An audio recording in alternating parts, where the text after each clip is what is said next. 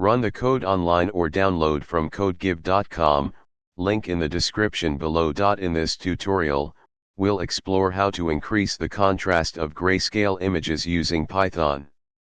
Increasing contrast can enhance the visibility of details in an image by expanding the range of intensity values. We'll use the opencv library to handle image operations and numpy for numerical computations. Before starting, make sure you have the following installed.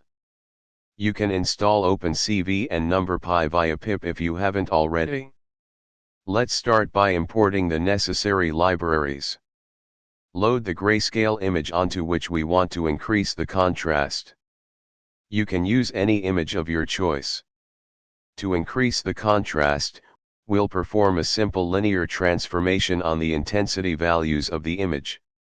We'll first normalize the image to a range of 0, 1, and then apply a contrast adjustment function. Here's the code. Finally, display the original grayscale image and the one with increased contrast side by side for comparison. In this tutorial, we learned how to increase the contrast of grayscale images in Python using the opencv and numpy libraries. Adjusting contrast can significantly improve the visual quality of images by enhancing the visibility of details. Experiment with different contrast factors to achieve the desired level of enhancement.